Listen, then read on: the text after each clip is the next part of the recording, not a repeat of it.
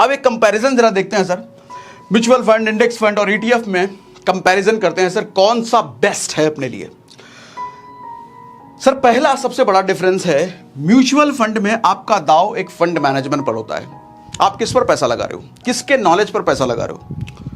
जिसको पैसा दे रहे हो वो हमारे कंपनी, वो चाचा की कंपनी तो है नहीं, मामा की कंपनी है नहीं, फूफा की कंपनी है नहीं, तो वहाँ पर एक फंड मैनेजर होता है जो कि मार्केट का एक्सपर्ट होता है, और वही पैसा हमारा, हम जब पैसा देते हैं वही पैसा हमारा अलग अलग कंपनियों में इन्वेस्ट करता है। यानी कि हमारा दाव पूरी की पूरी तरह उसकी एक्सपर्टीज पर है। अगर उसकी एक्सपर्टीज खराब निकली तो अपना पैसा गया, उसकी एक्सपर्टीज बहुत अच्छी है तो अपना पैसा बढ़ गया। और किसी दिन बीवी से झगड़ा उगड़ा करके ऑफिस आ गया और मूड खराब में किसी हमारा पैसा किसी फंड में ठोक दिया, तो उसके बीवी की लड़ाई की वजह से अपना घर बार का रिलेशन खराब हो जाएगा। तो हमारा पूरा दाव एक फंड मैनेजर पर होता है म्यूचुअल फंड में। इंडेक्स फंड में हमारा दाव कंट्री की इकोनॉमी पर होता है सर, भारत की इकोनॉमी पर। अब जब हम भारतीय स्टॉक मार्केट की बात कर रहे हैं, अब जब हम भारत की इकोनॉमी पर बात कर रहे हैं सर, तो कितना परसेंट रिस्क है। देखो फोन ऑन करके मैं आपसे बात करता हूं, सेशन करता हूं, अब ऑफ कर दिया। तो भारत की इकोनॉमी पर पैसा लग रहा है सर, इस पर कितना रिस्क है आप सोचिए। यहां पर एक आदमी पर रिस्क है और यहां पर भारत की इकोनॉमी पर रिस्क है, तो यह ज्यादा सेफ है। सेम ईटीएफ के केस में भी होता है, क्योंकि ईटीएफ का पैसा भी इंडेक्स में लगता है, तो उसमें भी टॉप 50 कंपनियों में लग रहा है, तो वहां भी एक कंट्री पर, आप भारत की इकोनॉमी पर दाव खेल रहे हो, तो वहां भी ज्यादा सेफ है। दूसरा होता है सर 1 से 2% रेशियो, जैसा म्यूचुअल फंड में हमने बताया, आपका एक्सपेंस रेशियो मतलब कमीशन जाता है। अब इसकी ताकत बताता हूं सर, 1 से 2% का इंपैक्ट कितना बड़ा आता है, जरा ध्यान से समझना। सर ये एसआईपी कैलकुलेटर हमने खोल रखा है। मान लो 1000 रुपए महीना आप इन्वेस्ट कर रहे हो 40 साल के लिए, तो सर 40 साल बाद ये कितना देती है आपको, ये तकरीबन 1.19 करोड़ आपको दे रही है, यानी कि लगभग 1.25 करोड़, यानी कि 1 करोड़ मान लो इसको। सर 1 करोड़ में 1% भी अगर आपका लग रहा है, हालांकि 1 से 2% लगता है, हम मिनिमम मान लेते हैं, 1% भी अगर आपका जा रहा है, अच्छा ये एक्सपेंस रेशियो हर साल लगता है, सालाना, तो जिस साल आपका 1 करोड़ रुपए 40वें साल आपको मिलेगा सर, उसी साल 1 लाख रुपए कमीशन भी चला गया म्यूचुअल फंड कंपनी को, 1 साल कटेगा। अच्छा सिर्फ इतना ही मिलेगा क्या एक ही बार 1 लाख रुपए लगेगा? ना ना, एक ही बार नहीं, हर बार लगेगा भैया। सर 39वें साल में, जब 39वें साल में फंड कितना हो रहा होगा सर, 1 करोड़ के आसपास, मतलब 39वें साल में भी आपका 1 लाख रुपए जाएगा। सर 38वें साल में, सर 38वें फंड में 93 लाख के आसपास आपका फंड है, यानी कि सॉरी 93 लाख है ना, मतलब कि यहां पर भी एक कितना 90,000 के आसपास यहां भी जाने वाला है भैया। सर अगर हम बात करें 37वें, यहां 82 यानी कि 80,000 के आसपास आपका यहां भी जाने वाला है। तो समझ रहे हो सर, अगर आप 40 साल का होराइजन अगर लेके चल रहे हो ना, तो 40 साल में और 1000 रुपए महीना आप डाल रहे हो, तो बड़े आराम से 15 से 20 लाख रुपए आपका सिर्फ और सिर्फ कमीशन चला जाता है म्यूचुअल फंड वाली कंपनी को, एक्सपेंस रेशियो के तौर पर 15 से 20 लाख रुपए एक आदमी से म्यूचुअल फंड वाली कंपनी को जाता है। इसीलिए तो इतने ऐड आते हैं, म्यूचुअल फंड सही है, हर जगह जहां देखो म्यूचुअल फंड सही है। क्या इतना भी सही है क्या? आओ कंपेयर तो हम कर ही रहे हैं, समझते हैं, ठीक है। तो ये 1% कितना ताकतवर है, समझ आया? हाँ, तो भैया देखो जरा, 1 से 2% म्यूचुअल फंड में जाता है, इंडेक्स फंड में 0.1 से 0.9 जाता है, यानी कि लगभग 10 गुना कम हो गया म्यूचुअल फंड का, 10 गुना कम।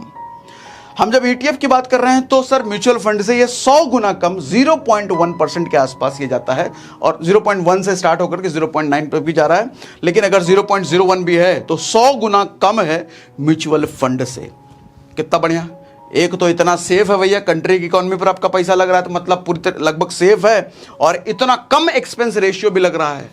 अब बताओ कौन ज्यादा बढ़िया, म्यूचुअल फंड सही है कि ETF सही है? आप बताओ। अच्छा, म्यूचुअल फंड और इंडेक्स फंड ये दोनों ही नॉन ट्रेडेबल होते हैं सर। नॉन ट्रेडेबल, आप इसमें ट्रेड नहीं कर सकते हैं।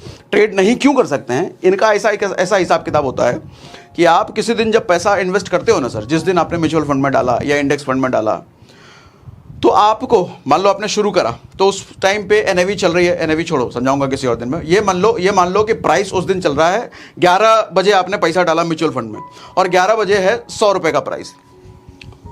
तो उसी टाइम पे 100 रुपए पे आपको वो म्यूचुअल फंड मिल जाएगा क्या? सर डे एंड में जो प्राइस होगा ना उस पर मिलेगा। मान लो प्राइस बढ़ करके डे एंड में 100 रुपए का 110 रुपए हो गया, तो आपको मिलेगा सर डे एंड वाले प्राइस पे 110 रुपए पे। हाँ 100 से 90 अगर मिल गया तो सस्ते में मिल जाएगा, फिर ज़्यादा फायदा हो जाएगा उसमें। लेकिन अगर बढ़ गया तो बढ़े हुए प्राइस पर। मतलब ये है कि आप पूरे दिन में 9:15 से लेकर के 3:30 बजे तक किसी भी टाइम बुक करो कोई भी म्यूचुअल फंड या इंडेक्स फंड, मिलेगा आपको शाम वाली प्राइस पर जो क्लोजिंग वाली प्राइस होगी। तो इसलिए ट्रेड नहीं कर सकते।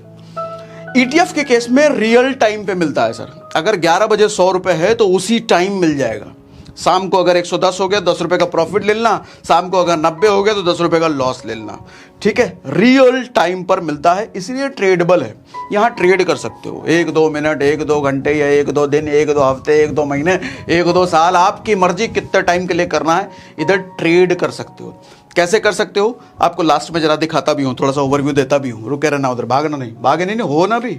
हाँ दिखाता हूँ सर। डे एंड प्राइस हमने जैसे यहाँ पर लिखा, यहाँ पर जो जब मार्केट क्लोज हो रहा होगा उसी प्राइस पर आपको मिलेगा, चाहे कितने बजे भी आप डालो। ये भी डे एंड प्राइस और ये रियल टाइम। ये बहुत मेजर डिफरेंस है, ये 4 सर बहुत मेजर डिफरेंस है। अच्छा, बहुत लोग पूछते हैं सर क्या ETF इतना अच्छा है तो हम उसमें SIP कर सकते हैं? अरे चाचा बिल्कुल कर सकते हो, लेकिन फर्क सिर्फ इतना होगा कि आप जब म्यूचुअल फंड में SIP करते हो तो ये ऑटोमेटिक SIP है, इंडेक्स फंड में भी ऑटोमेटिक SIP है। क्या मतलब वो ऑटोमेटिक? ये आपका बैंक से लिंक हो जाता है। जब आप बुक करते हो ना किसी डेट को, और उस डेट को अपने आप ये बैंक से कटेगा हर महीने, इंडेक्स फंड और म्यूचुअल फंड के केस में। ETF में ये सुविधा उपलब्ध नहीं है सर। ETF में आपको मैनुअली हर महीने डालना पड़ेगा उस डेट को, तो थोड़ा डिसिप्लिन चाहिए। तो मैं कहूँगा अगर आलसी हो आप, ज़्यादा नॉलेज नहीं है, ज़्यादा नॉलेज नहीं लेना चाहते हो, ऐसे ही डाल दिए भाई हमको करना है म्यूचुअल फंड हमने करना है, तो ठीक है इंडेक्स या म्यूचुअल फंड कोई भी चुन सकते हो। ठीक, बट थोड़ा डिसिप्लिन हो, हर महीने का रिमाइंडर लगा के रख सकते हो, या बैंक में हर महीने शेड्यूल कर सकते हो कि पैसा मेरा वहाँ चला जाए। बैंक में शेड्यूल कर दो ना, हर महीने पैसा उसमें चला जाए तो ठीक है। मैनुअल SIP इसमें किया जा सकता है। ठीक है, अब बात आती है रिस्क की। सबसे बड़ी बात सर, रिस्क म्यूचुअल फंड में डिपेंड अपॉन फंड। हमने म्यूचुअल फंड पर लास्ट सेशन जैसे किया था इस सीरीज में, तो उसमें पूरा हर टाइप के फंड हमने बात करा, large cap, small cap, mid cap, multi, flexi, सारे टाइप के। किस टाइप के फंड पर आप इन्वेस्ट कर रहे हो, रिस्क उस पर डिपेंड करता है। जैसे स्मॉल कैप हाईएस्ट रिस्क सबसे ज़्यादा, लेकिन गेन की भी प्रोबेबिलिटी सबसे ज़्यादा है। अच्छा, गेन की प्रोबेबिलिटी सबसे ज़्यादा है तो लॉस की भी प्रोबेबिलिटी सबसे ज़्यादा है, ये भी समझना। तो ये डिपेंड अपॉन फंड होता है सर। इंडेक्स फंड की जब आप बात करो तो ये लोवेस्ट रिस्क है। क्यों लोवेस्ट है सर? भारत की इकोनॉमी पर पैसा लग रहा है, टॉप की 50 कंपनियों में पैसा लग रहा है। ETF भी लोवेस्ट रिस्क क्यों कह रहा है सर? यहाँ भी वही टॉप की 50 कंपनियों पर दाव लग रहा है। इतना समझ में आता है?